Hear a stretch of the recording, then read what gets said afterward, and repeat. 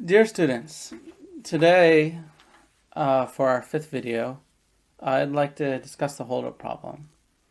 I'm going to begin with a mathematical example, and we'll talk about situations arising in that mathematical example. And then I'll tell you about a few real-life examples and what happened in them. So today, again, the holdup problem. In our mathematical example, Ford hires a company, let's call it TC, to make turn signals. Ford desires 10,000 turn signals.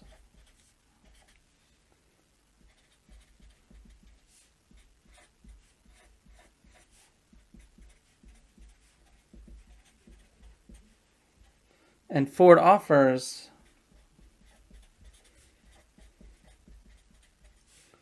20 pounds per turn signal.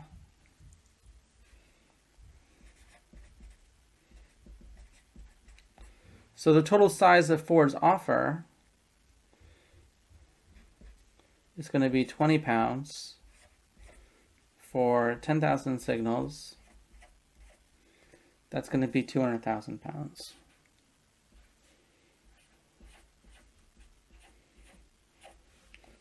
Ford comes to TC and says, "Can you do this?" And TC thinks about it and says, "Sure."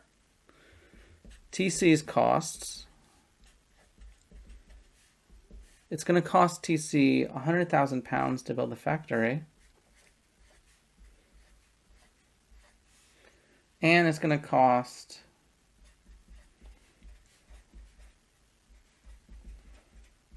TC 5 pounds for each signal.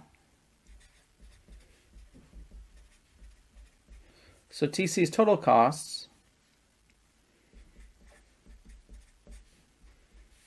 is going to be the 100,000 plus 5 for each one of the signals, 150,000.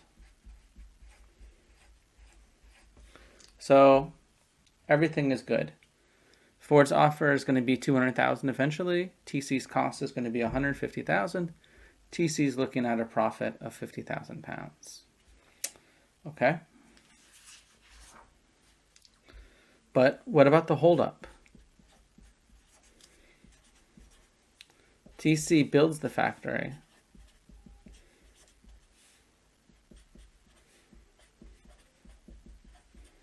Which costs it minus 100,000. Ford offers less after the factory is built. Well, suppose that Toyota is in the background and Toyota is willing to pay 18 pounds per signal. Toyota will have to adjust the turn signal connections in their cars to use the turn signals that are built for Ford because they have a different connection technology than Ford does. So they're willing to offer less per signal. And Ford, says, well, you built some turn signals for me, but I was thinking of more of a dark amber color, and these turn signals are more of an orange color. There's a lot of dimensions of the contract that are a bit ambiguous that Ford can argue. So Ford can come up with some reasons and they can cut their offer. And the furthest they can cut their offer is 18 pounds because at 18 pounds, the TC is going to turn to sell to Toyota instead. So Ford offers less. In fact, Ford offers this 18 pounds per signal. And the question is, does TC still go forward? Well, Ford's total offer now is going to be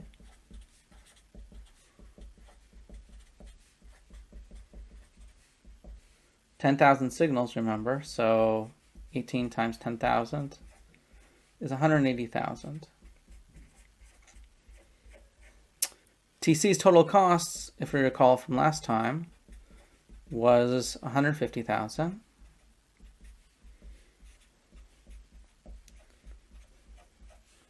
And the offer outweighs the costs. Fantastic. So Ford holds up TC, but the deal still goes through. So there's a hold up, but not a hold up problem.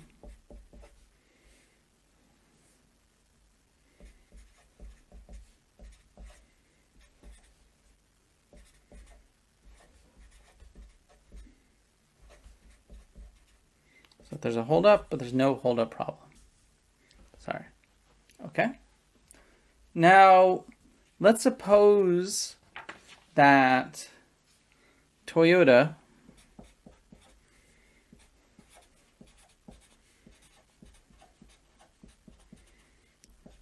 is offering less. Toyota is only willing to pay £10 per signal. Okay. Now, once TC has built the factory,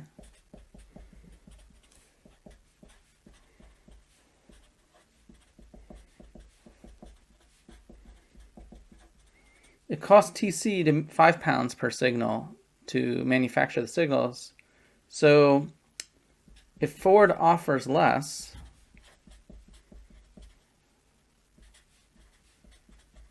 in fact, if Ford offers £10 per signal, it's still greater than TC's cost.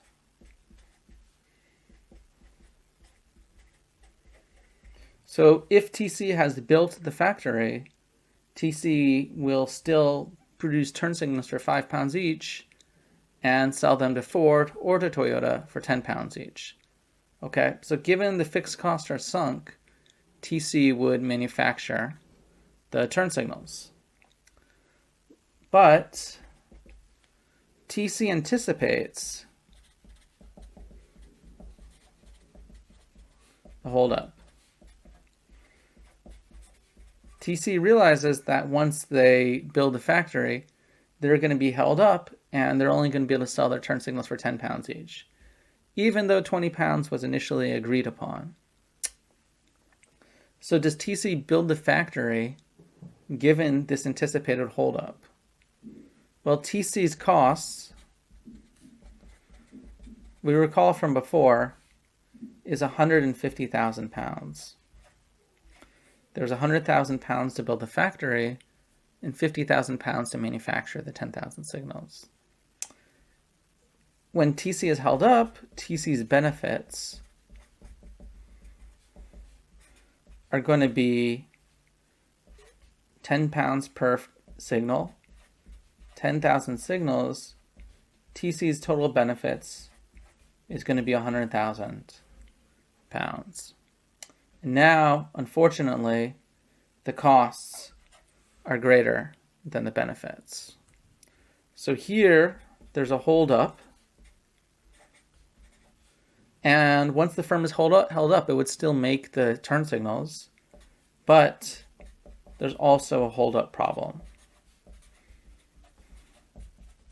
Because the eventual costs outweigh the eventual benefits, if TC realizes and anticipates the holdup, then TC will never proceed to signing or to making the deal with Ford in the first place. Because once TC is held up, TC will lose because TC's costs are going to outweigh TC's benefits. So there's a holdup. There's a holdup problem.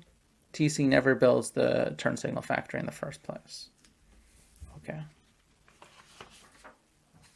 Now this example of TC, Ford, and Toyota was a discrete holdup.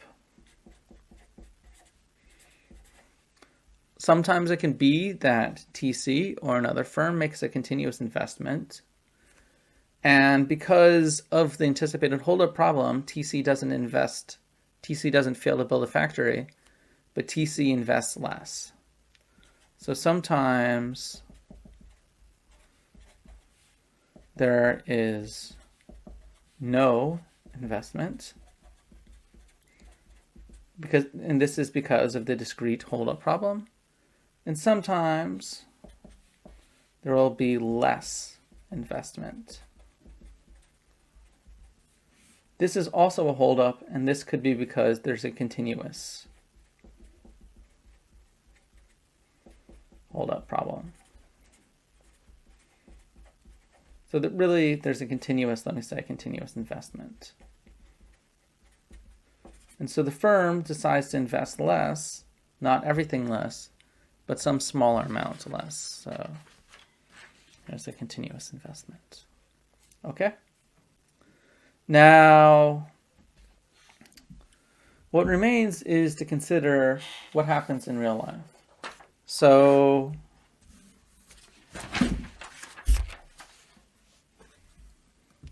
what are the real life problems?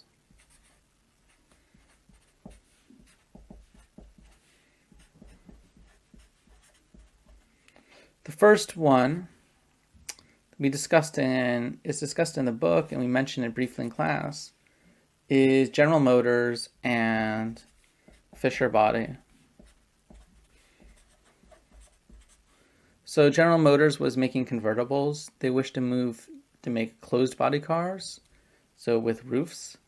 Fisher Body couldn't build a factory to make these cars, but Fisher Body could also hold up GM could hold up Fisher Body after the factory has been built. So this was in 1919, and this holdup problem was resolved by GM acquiring Fisher Body. So this problem was resolved by vertical integration. Okay. The second classic example was Alaska Packers. And I'm going to write versus here because there's a court case, Demencio, in 1902. So Alaska Packers offered $50 plus 2 cents per salmon. So Alaska Packers hired the firm Demencio to catch salmon in Alaska. They took the fishermen out to Alaska, and this was the deal that they had previously agreed upon. The fishing ship left from California. Upon arrival in Alaska, the workers at Demencio demanded a higher price. They wanted to receive 10 cents per salmon rather than 2 cents per salmon. Alaska Packers was stuck. They had already taken the fishermen out to Alaska, and while they didn't want to pay the higher price, and remember these in 1902 prices, they agreed to the higher 10 cents per salmon. The fishermen worked, they caught salmon, they came back to California. When they came back to California, Alaska Packers paid the fishermen the agreed price, 50 pounds, plus 2 cents for every salmon that was caught. The Demencio firm disagreed. They said, hey, we agreed to 10 cents. They sued Alaska Packers, and in the ensuing court case, Alaska Packers won. The holdup was rejected by the legal system, and the holdup was rejected because while they did agree to 10 cents, there's nothing in the situation that had substantially changed from the initial agreement with Demencio to capture the fish. And once the Alaska Packers had transported the fishermen up to Alaska, there's no substantial change that could warrant a price renegotiation. So the court refused the price renegotiation, and the original contract was honored. The third case, more recent, was between Crown Cola, and this was written about by Karen Reed and Hammermesh in 1971 in a Harvard business case. And Crown Cola was involved in manufacturing soda cans for Pepsi. Pepsi tried to hold them up, and Crown's outside option was Coca-Cola, who offered a lower price per can of cola. Okay?